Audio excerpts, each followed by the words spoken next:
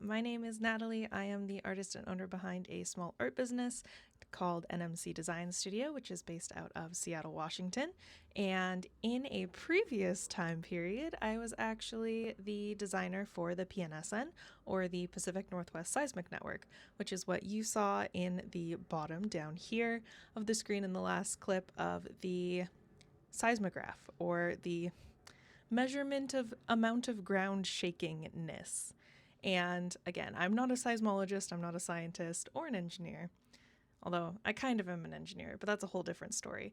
But I am a designer and don't do anything with the science part of earthquake stuff, but I did learn a lot while working there just because I also did some public relations stuff.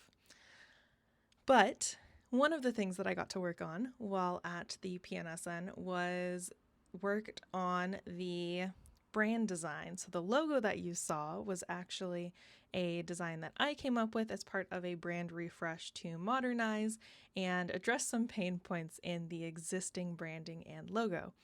So I'm very happy to see it being used in like promotional stuff for them. But this actually isn't the first time that seismic activity has been measured and shown after sporting games, because there is a seismograph station close to the stadiums in Seattle. And I think the most popular one was probably the quote unquote beast quake.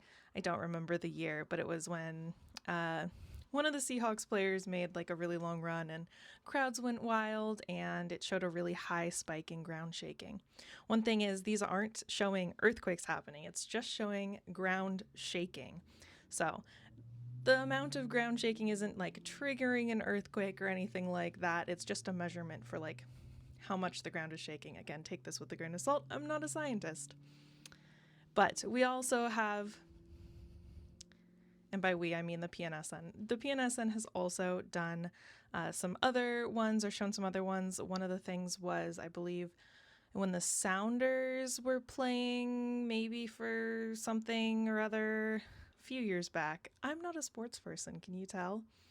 Some of our folks actually got to go to the game and like sit up in one of the booths and like monitor the seismograph at the same time. We've gotten to go in and actually install some seismic equipment to measure during games more closely in the stadium itself, which is also really exciting.